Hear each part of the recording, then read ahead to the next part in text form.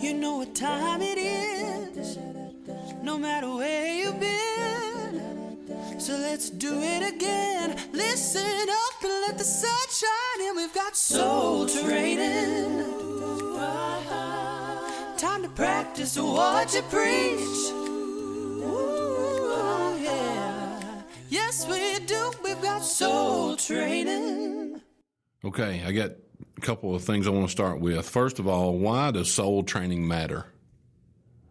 Do you remember that? Who are you talking to? Anybody? Because all dear souls matter. Yeah. Okay. All souls matter. Okay, because I haven't done that for a while. So soul training matters because all souls matter. That's a great starting point. The second point is I have some really good news. We're not talking about candy tonight. We're not talking about Reese's Cup. We're not talking about Reese Cups. We're not talking about any of those things because we've got a very special guest with us tonight.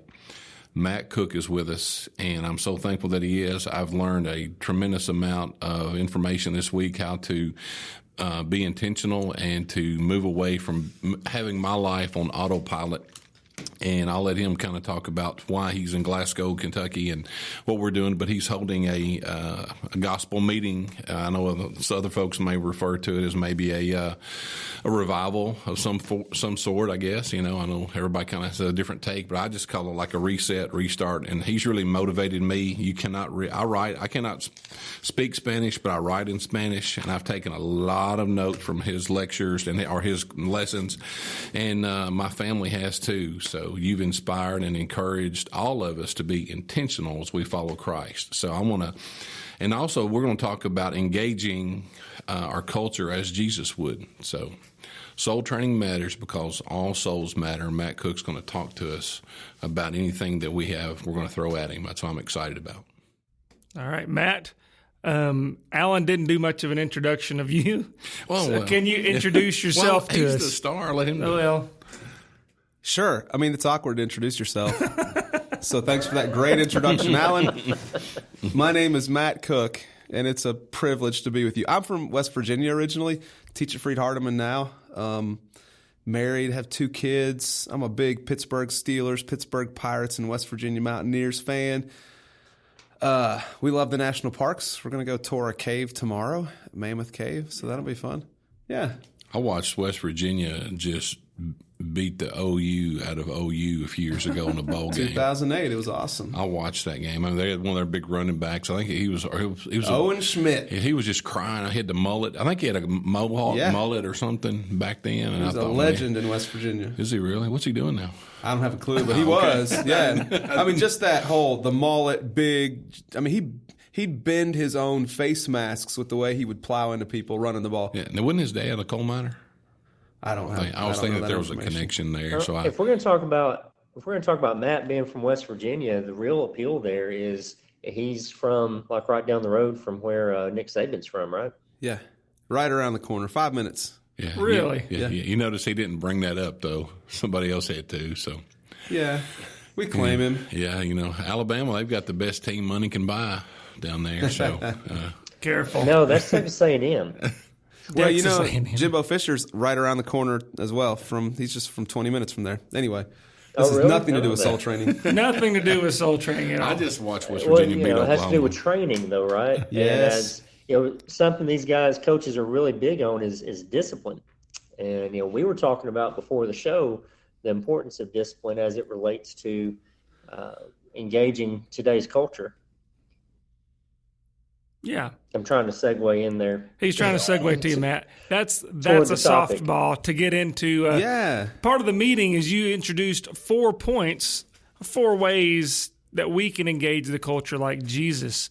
So I think we should just go down the list and start with your first point. I mean, the folks that were here heard it. Right. But not all of our listeners. Yeah, so let me preface those 4 points with the theme this week is engaging our culture like Jesus. And the way I started this whole thing out was by saying we're not starting by talking about what everybody's doing out there. We have to start with us. We have to start with our own hearts. And I don't think we can engage our culture like Jesus if we're not first focusing on our own personal transformation, our own godliness and Christ-likeness, which fits well with the theme of this podcast, soul training, right? If we're going to engage our culture, it's got to start on the inside with us. We've got to make sure we're in the right place. And so what I did on Sunday was just talk about ways that we can shut off autopilot, right? And autopilot is when we just react to situations without thinking. I gave a list of things that we do. We raise our voices, we get angry, we insult, jump to conclusions, make assumptions. We post things that are ridiculous and offensive. And then in addition to the things that happen on the inside, we let our minds be controlled by the circumstances and by our culture. Something happens in our culture, and you see it on the news or you see it in social media, and immediately your mind goes to frustration and disappointment and discouragement, and you dwell on it all day long, and you can see it in people's attitudes and in the way that they post. And again, if we're letting those thoughts consume our minds, that's eventually going to come out, and we're going to react without thinking. And we cannot engage our culture like Jesus if we're not very intentional about the way that we do that. And so what I did on Sunday was describe 4 things that we can do to become more like Jesus in the way we engage our culture and overcome autopilot. And the first one was we've got to just look to Jesus and look at all the different ways that he dealt with the pressure that he was under, pressure from his family even. They thought he was crazy. Pressure from his own inner circle. Peter tells him to stop talking about being crucified. Pressure from the crowds who wanted to make him the king. And then pressure from his enemies too, right? They were out to get him. And if we're gonna engage our culture, we're gonna face some criticism and we're gonna face some pressure. And responding like Jesus means that we're gonna respond in gracious ways. We're gonna respond, as Peter describes it in 1 Peter chapter 2, we'll be reviled but not revile in return. So we gotta look to Jesus, number one. We gotta be self-aware. But that, I don't want to ruin your flow. That's hard to do. Mm-hmm. There's a book. You guys think I'm well read. I've fooled Alan and Daniel. I'm well listened. I listen to a lot. Every time we have a podcast, he's read another novel. I've heard of a book. We record twice a month. I don't know how he does it. But I've heard of a book. That's how we pick the topics. We're like, hey, Joe, what have you read lately? Well, what do you think, Joe? There's a new book, and you've probably heard about it. Do you know Eric Metaxas? Heard the name, yeah. He has a book coming out, the Letter to the American Church. Kind of like the letter to the Corinthians. But he's talking about a little bit of these same things in that book, which, guys, I have not read. This is not an endorsement of it. I'm going to write it down. Letter to the American Church. Dude, like the last book I referenced, I haven't got a chance to read that one yet. But anyhow, he's talking about, it's a little bit different, but he's talking about being intentional and kind of standing up for the truth and not just being wishy-washy and going whichever way the culture goes. Right. And sorry to ruin your flow. It's just, I just wanted to make a point to our listener that some of the things that we're going to talk about, how Jesus engaged the culture today, are tough. Yeah. They're hard things to do. It's not something that you can accidentally do. Right. It takes intentionality. And so when I say look to Jesus, I don't mean like, oh, that's going to be the key to becoming like Jesus. We can study about Jesus all day long, but it takes more than just knowing about Jesus. But that's the first step. I think we got to really dig in to see how Jesus responded to these pressure-packed situations. And what's really fascinating, like we talked about tonight in the gospel meeting, Jesus was harder on the religious people than he was on the sinners. Right. Which I think sometimes we get that in reverse in the American church. We're really good at being hard on the world and on our culture, and we need to be people of conviction. But following the model of Jesus sometimes means perhaps we need to be harder on ourselves than we are on I think our culture. Daniel mentioned in one of the last episodes that we've done about we can't expect people outside of Christ to act like Christians. Yeah. So it's kind of the same There's thing. a David Light line for you. I remember he'd talk about evangelistic Dr. Light. Dr. Light. We were talking about that before the podcast, and Alan's fascinated with him, though he's only met him once. And so he'd tell his story about how he was on a campaign one time, and these students came back after knocking doors, and they were really upset about the way they were treated when they were knocking doors. And Dr. Light said, well, what do you expect? They're not Christians. And he's right. I think that's what Paul does in 1 Corinthians 5 when he talks about disfellowship. His focus is disfellowship the brother who is living in sin. At the end of the chapter, he says, what about those in the world who are living in sin? And he says, you have to go out of the world to stay away from them. You got to stay connected to them. God doesn't call you to judge the world. You're supposed to judge one another. And we get that reversed. We're really good at judging the world, and we're not very good at judging one another. That's right. And I was just thinking about restrictions. My full-time job, I am a public school teacher. And I'll talk about my shirts all the time, but I wear these quite a bit in my workplace. And I'm waiting for, at some point, one of my bosses to say, you got to kind of chill with wearing your Church of Christ shirts and stuff. And I'm sure that'll happen eventually. But in the public arena, it's hard. It's more difficult to engage somebody in a discussion, or even invite somebody to, like, tomorrow night, to our session tomorrow night, or you're speaking tomorrow night. So that's kind of a restriction that I've learned to try to work around, move around, and I do that by loving people, modeling. One of our Family Youth Service Center coordinators, she helps bridge the basic needs that kids need, families need. And so for the last 2 weeks, she's texted me, hey, can I get some food from your church, some bags of food from your church? So we have a large food pantry. So I told her I'm going to bring some bags of food with our meeting times and everything on there. So I guess that's my way of trying to engage in the public arena. Why I can't engage. And her husband is a denominational minister, preacher, and I can't engage her necessarily in a Bible study in the workplace, but I can keep giving her bags of food with our meeting times and showing love. That maybe that's one way to engage, right? So I read somewhere, and this has been several years ago, one study indicated that people need 10 to 12, I think was the number, positive contacts with a church before they'll be interested beyond that. And so if we can 10 times make some little positive bump up against them with a bag of food or whatever, or something out in the community, after that, that's when we may get a chance to connect with them. So those positive bumps where we show some love is one of the ways we can do that. Yeah. So my second point, you want me to walk through this? Yeah. Was be self-aware. So we've got to be aware of the ways that we respond in negative ways. If it's, as we talked about tonight, when I see someone who has the look of a sinner, where does my mind go? If my mind immediately goes to negative thoughts and frustration, or how dare them, or I find myself looking down on them, then I've got to be aware. That's my go-to. That's my autopilot, and I've got to learn to identify the ways that I struggle before I can change the ways that I struggle. And I think, again, tonight, I didn't mention that tonight, but that's one of the things that I think happens. That makes sense. What do you think are some ways we could identify that about ourselves? I think having a list of potential reactions. And so I think I put 12 or 15 up on the screen on Sunday. And that way, most people, I think, could look at that and say, oh, yeah, there's 2 or 3 of those. Those are my go-tos. And so if somebody can help, and then if you can't think of your automatic reactions that aren't good, ask somebody you live with, because they will be able to tell you in a hurry what your autopilot is. Oh, yeah. My kids can impersonate me. They know, what the little things, my shoes are not in the right place, or if I walk in and somebody's messed with my ink pens, that's, it's a big deal. But there's the ink pens again. Sorry. I like Psalm 139, where the psalm ends in verse 23 and 24 with, "Search me, O God, and know my heart. Try me and know my thoughts, and see if there be any grievous way in me, and lead me in the way everlasting." I think one way to identify, that's 139, verse 23 and 24. If I can just pray those words. I mean, when we read the Psalms, we're reading prayers of David in many cases. So if I want to be self-aware, I'm just going to pray that. Lord, show me.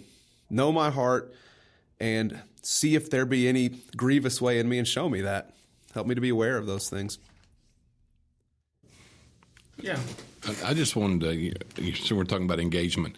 One of my favorite places to go for any occasion is Luke 15, especially evangelism. And you're all familiar with Luke 15, 1 all the way through 32. Parable of the lost sheep, parable of the lost son, and parable of the lost coin.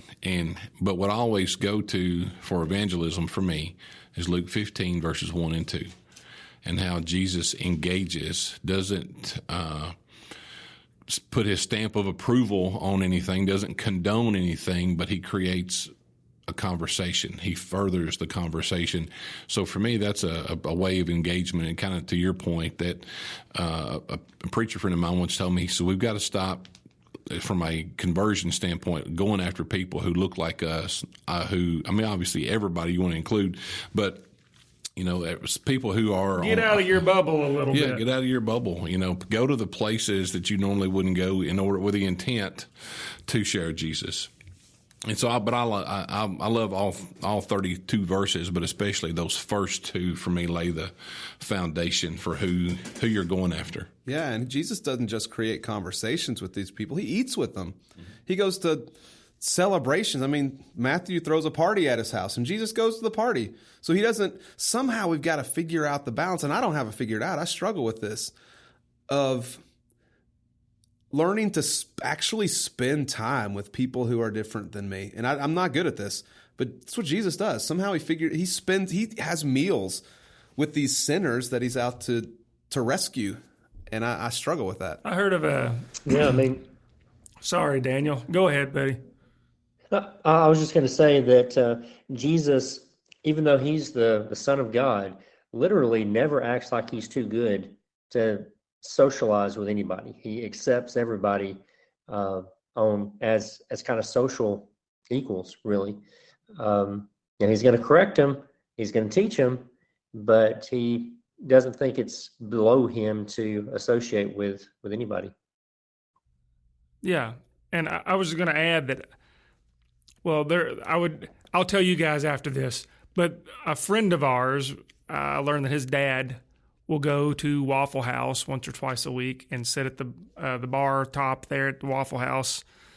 And whoever comes and sits next to him, they don't know it, but they're going to be asked about religious things and the Bible. So whoever comes to him, he'll go there and wait. And so he's gotten creative on that. I'm not saying that's a technique for everybody, but it works for this gentleman. But I think we do have to look for opportunities. Sometimes we get really self-absorbed. We've got a schedule we've got to take or got to make.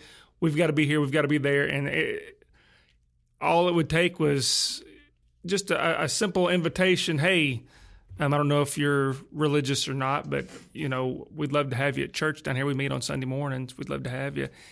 Might be the thing that person needs in order to get headed in the right direction. So we need to look for opportunities. Right. And I think the key to looking for opportunities is viewing ourselves, and Daniel, I think you'll get this, viewing ourselves as missionaries wherever we're at.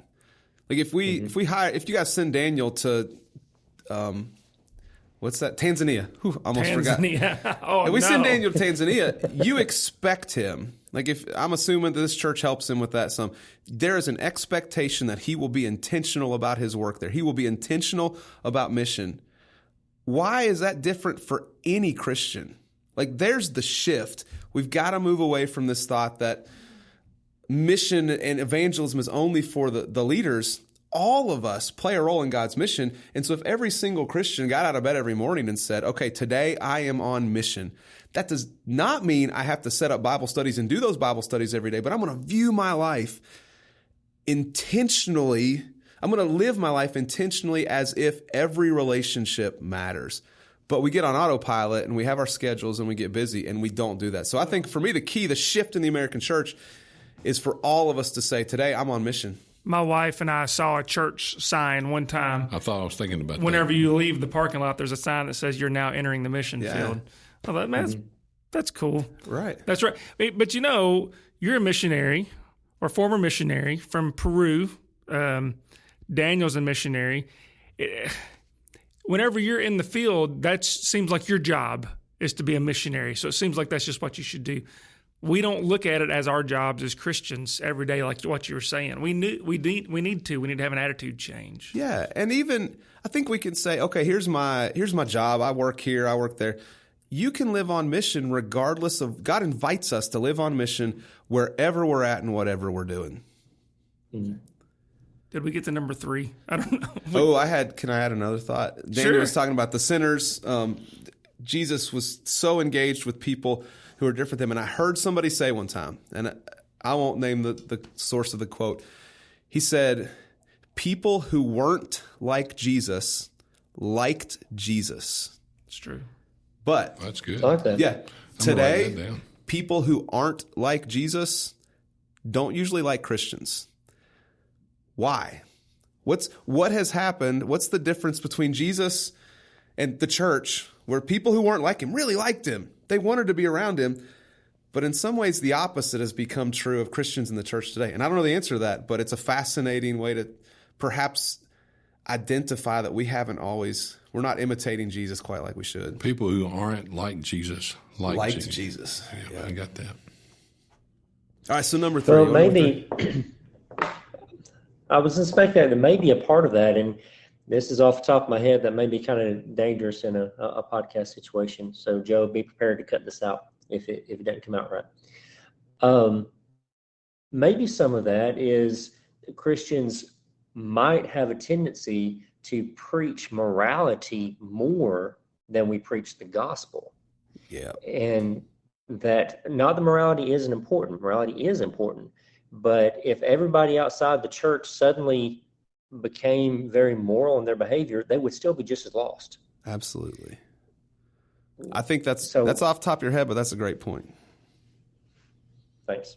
Number 3, manage our minds. I don't think we need to spend much time here except to say, boy, our thought life can go in some negative directions in a hurry. So we've got to learn to capture our thoughts, prepare our minds for action, or as the older translations say, gird up the loins of your mind, get ready for action.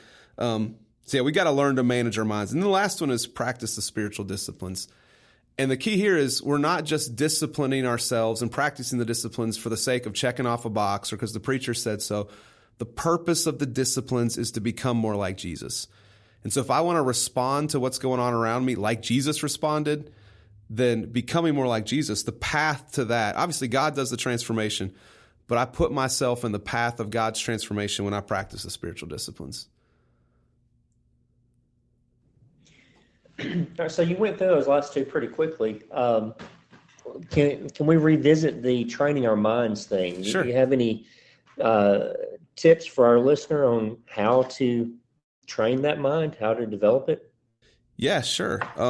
So I think it starts with, as we've already talked about, self-awareness, right? So we're going to identify the ways that, or at least the triggers that cause our minds to go in negative directions. And for a lot of people, that's the news and social media. But a couple of ideas. So awareness, number one, eliminate or minimize the sources that cause our minds to go in negative directions. So if it's social media, if it's the news, if it's just a topic, I'm going to try to minimize my exposure to that. Or anxiety. Sure. I mean, minimize those things that's causing you that anxiety. Yeah.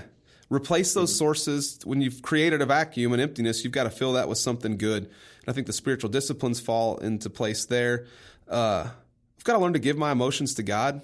I think if we're going to read the Psalms are full of emotions that are given to God. And so if I'm struggling with some emotions, I'm just going to give those to God.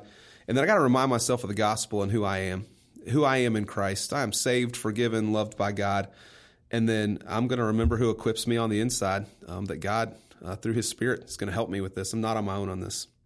I just wanted to add a footnote to what you're saying. I have a dear family member that I just love tremendously, and I will not divulge what news network she watches, but a few years ago she was just enthralled with this one news network 24 hours a day, was constantly running, and that became her.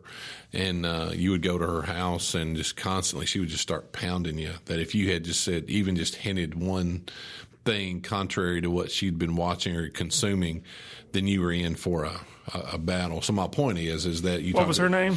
Can't tell you. It's not my wife. I can tell you that. I'm smarter than Daniel. You're not going to record me when I'm saying something out of context. But it is somebody I'm related to, and I love tremendously. But to your point, it reminded me how powerful all of these things are that are feeding us. I mean, I knew it and I accepted it, but I really saw it firsthand. I'm like, well, wait a minute. That was a red flag to me that I need to look in the mirror, that I needed to make some changes. One thing that Jesus did that I don't feel like we do as much as we did even 10, 15, 20 years ago.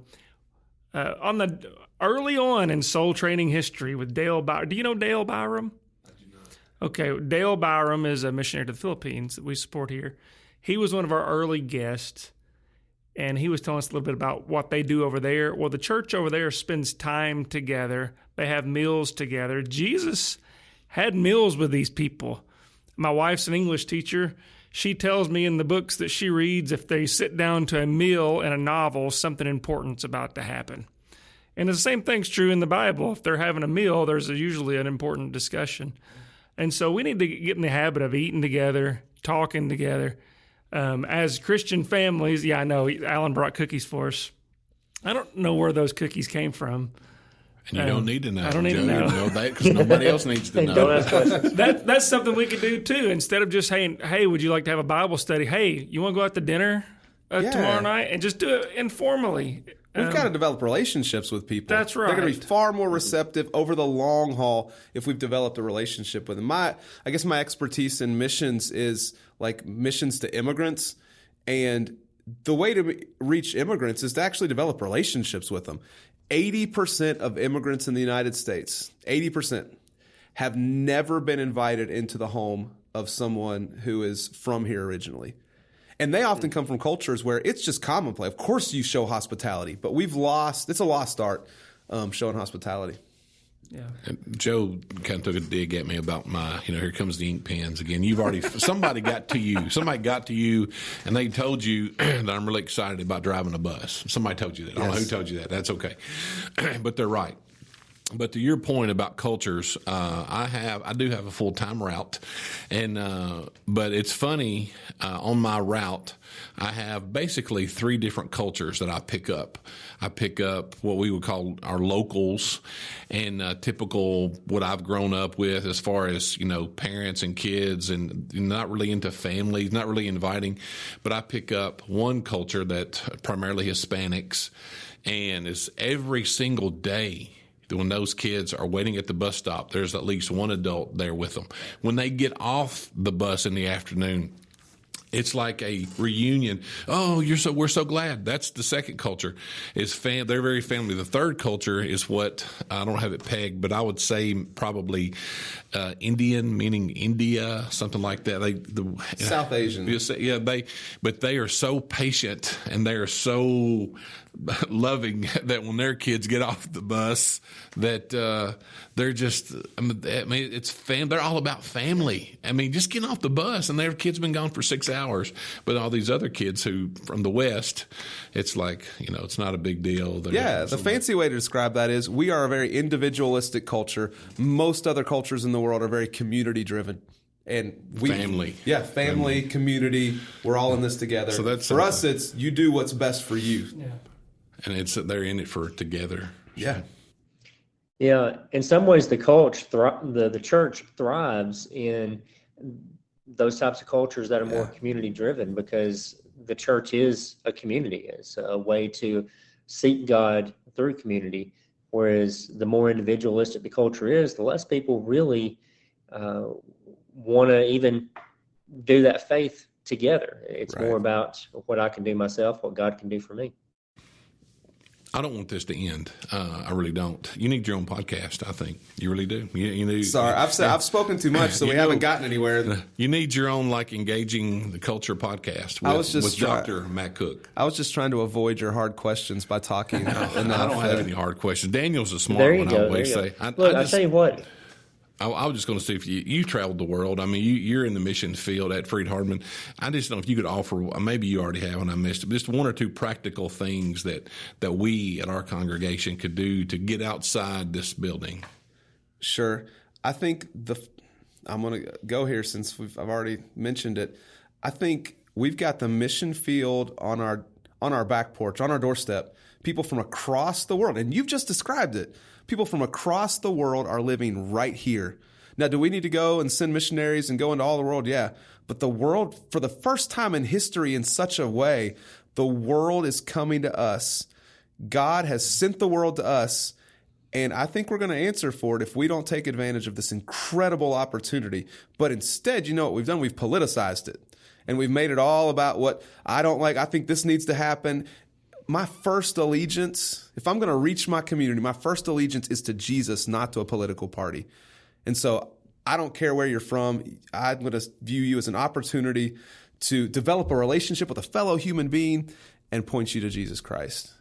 Thank you very much. That's such a great point. And, we have America is probably the most diverse country that's ever existed in the history of the world, modern America.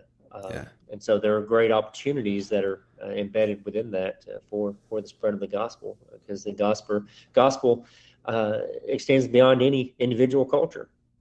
There would be a whole another podcast we can talk about that. But we're getting the wrap-up sign.